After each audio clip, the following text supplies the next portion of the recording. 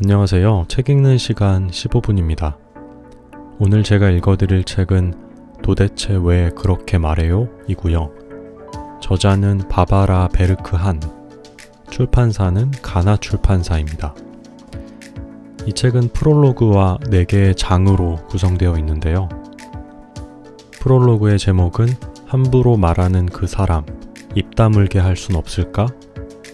1장의 제목은 같은 말도 짜증나게 왜 그렇게 말하지? 2장의 제목은 이래라 저래라 쓸데없는 간섭 그만 좀 해. 3장의 제목은 무례한 저 태도 대체 불만이 뭔데? 4장의 제목은 은근히 비꼬는 저 말투 정말 듣기 싫어 입니다. 각 장은 다시 여러 개의 이야기로 나누어지는데요. 그럼 프롤로그부터 읽어드리도록 하겠습니다. 프롤로그. 함부로 말하는 그 사람, 입 다물게 할 순 없을까?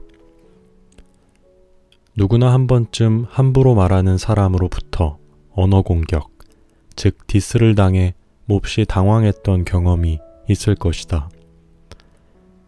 당신이 방심하고 있는 사이 상대방이 갑작스럽게 입으로 원투펀치를 날리는 경우 말이다.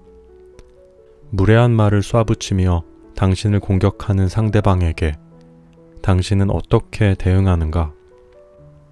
상대로부터 언어 공격을 당하는 순간 당신의 뇌는 자동으로 인지 범위를 제한한다.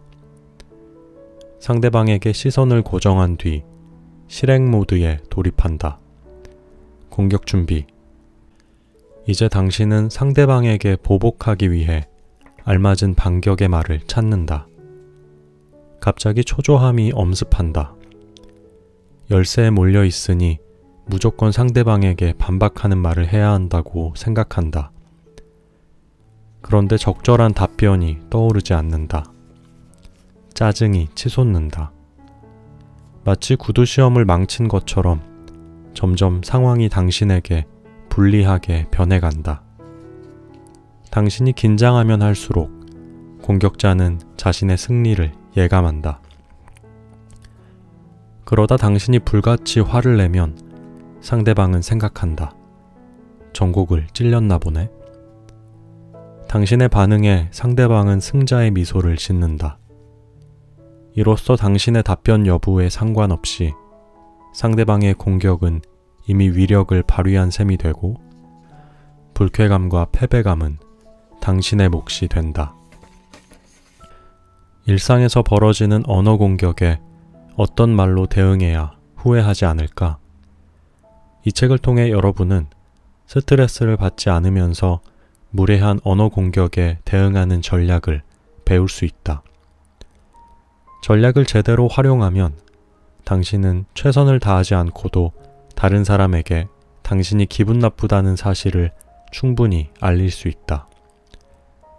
에너지를 소모하지 않고도 상대방에게 태연하게 대처할 수 있게 된다. 여유 있게 미소를 지어도 좋다. 상대방은 허공을 가로지른 자신의 언어 공격이 자동 소멸하였음을, 당신에게 손톱만큼의 영향도 미치지 않았음을 깨닫게 될 것이다. 나는 25년 넘게 의사소통 분야의 워크숍 및 트레이닝을 담당했다. 이 책에 쓴 전략과 팁은 효과가 검증된 일상생활에서 위력을 발휘하는 말들이다. 가장 좋은 전략은 당신이 당황하지 않고 적극적으로 나서서 대응할 때 싹튼다는 것을 기억하기 바란다. 그리고 자신만의 유머 감각을 다듬고 훈련하는 것도 중요하다. 상대방의 언어 공격을 무력화시키는 가장 효과적인 방법은 간단하다. 한두 단어로 짧게 답하는 것이다. 이 방법은 배우기도 쉽고 활용하기도 쉽다. 평소에 연습을 해두면 마치 조건반사처럼 빠르게 훅 내뱉을 수 있다. 이 책에는 내가 워크숍과 강연을 통해 만난 사람들의 생생한 언어 공격 사례가 담겨 있다. 나는 막말, 심한 잔소리, 은근히 비꼬는 말 등 당신이 일상에서 겪을 수 있는 다양한 언어 공격에 대한 대응 전략을 16가지로 정리했다. 책을 읽으면서 당신만의 대답을 직접 만들어 볼 수 있도록 각 장의 마지막엔 실전 연습 코너를 추가했다. 이 책을 끝까지 읽고 나면 당신은 어떤 언어 공격에도 흥분하지 않고 미소를 머금은 채 되받아칠 수 있는 여유를 갖게 될 것이다. 때로는 당신에게 언어 공격을 했던 상대가 당신의 반응에 당황하여 슬며시 꼬리를 내리는 모습도 볼 수 있다. 함부로 말하던 상대방의 입을 콱 막아버릴 수 있다니 상상만 해도 통쾌하지 않은가? 또한 당신은 대화 상대에 따라 답변을 조금씩 다르게 구성하는 방법도 터득하게 될 것이다. 각 전략의 핵심을 이해하고 당신만의 언어로 답변을 조율하면 된다. 익숙해지기만 한다면 이제 당신의 대화 상대가 누구든 어떤 상황에 있든 더는 당신을 말로 기분 나쁘게 만들 수 없다. 일상생활에서 당신이 그동안 주변에 있는 무례한 사람들의 말로 상처를 많이 받았다면 이 책에 나오는 전략이 당신의 삶을 훨씬 홀가분하게 만들어줄 것이다. 모쪼록 이 책이 당신에게 도움이 되길 바란다. 1장. 같은 말도 짜증나게 왜 그렇게 말하지? 첫 번째 이야기. 흥분하면 지는 거야. 침착해. 우리는 때때로 함부로 말하는 사람으로 인해 감정이 상하고 대화가 삐걱대는 상황에 직면한다. 그 사람의 이면에 늘 악의가 숨어있지는 않다. 천성이 무례하고 비꼬기를 좋아하는 사람도 있기 때문이다. 무례한 사람들은 부주의한 말실수를 연발한다. 아무리 악이 없는 말이라 해도 이런 사람들을 상대하다 보면 스트레스가 쌓이게 마련이다. 그의 말실수는 비수가 되어 우리 마음에 박힌다. 하지만 세상에는 작정하고 입으로 원투펀치를 날리는 사람들도 있다. 당하는 사람 처지에선 말로 얻어맞는 기분이 들지만 사소해서 일견 아무런 해가 되지 않는 공격처럼 보인다. 하지만 이것은 실수로 일어난 일이 아니다. 상대방의 다분한 의도가 숨겨져 있다. 그리고 공격자는 특정한 효과로 목적을 달성한다. 상대방의 언어 공격이나 비꼬기가 당신에게 어떤 효과를 일으켰는지는 당신이 공격을 받은 후 어떻게 반응하느냐에 달려있다. 차분하고 진지한 태도를 유지할 수 있었다면 당신의 내면이 그다지 상처 입지 않았다는 사실을 보여주는 셈이 된다. 그래서 내가 당신에게 추천하는 첫 번째 전략은 매우 침착하고 냉철한 원래 상태를 유지하는 것이다. 이 전략은 각 개인에 따라 효력이 다르다. 상대방이 당신에게 한 말이 아무런 영향도 미치지 않았다는 태도를 보이는 것이 중요하다. 그렇게 함으로써 자칫 공격에 놀라 당황한 반응을 보이거나 화를 내는 최악의 상황을 모면할 수 있다.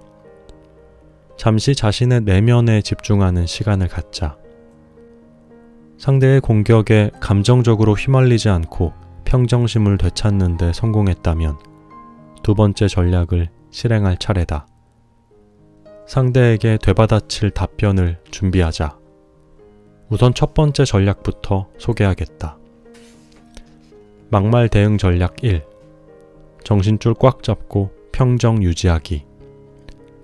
상대방에게 무례한 말을 듣고 화가 나서 어찌할 줄 몰랐던 경험을 상상하며 다음 과정을 몇 번 연습해보자. 평정을 유지할 수 있어야 당신은 나중에 후회하지 않을 대답을 내놓을 수 있다. 말로 공격당했다는 사실을 인식했다면 즉시 그 내용을 자신의 내면에 담아야 한다. 그래야 지금 무슨 일이 일어났는지 객관적으로 판단할 수 있다. 상황을 객관적으로 판단해야 상대방의 공격을 꿰뚫는 현명한 반응이 나온다. 1번. 누군가 당신을 무시하는 무례한 말을 한다. 당신은 마치 급소를 맞은 기분이 든다. 스트레스 지수가 서서히 올라간다.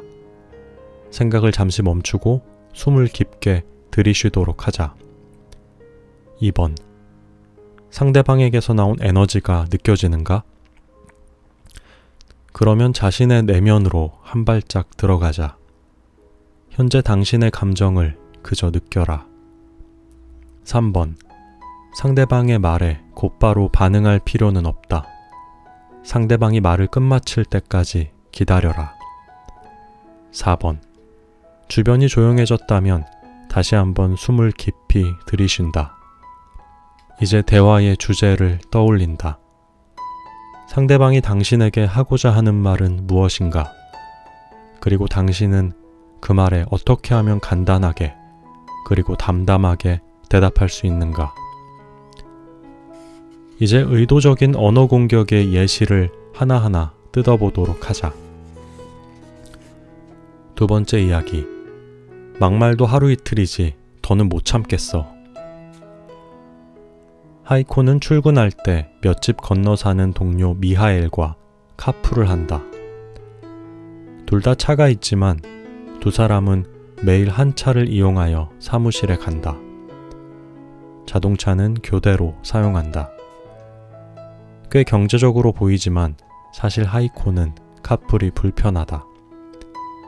미하엘이 무례한 말을 서슴지 않고 쏟아내는 프로 막말러이기 때문이다. 어쩔 땐 미하엘이 차를 타고 가면서 하이코에게 말로 공격하는 재미에 카풀을 하나 싶을 정도다. 전체적으로 보면 아무런 문제가 없다. 미하엘이 몇 번 빈정대거나 궤변을 늘어놓거나 하이코를 넌지시 떠볼 뿐이다. 그러나 하이코로서는 그 상황이 전혀 즐겁지 않다.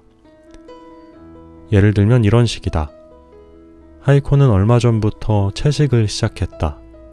그 후로 미하엘은 이렇게 비아냥된다.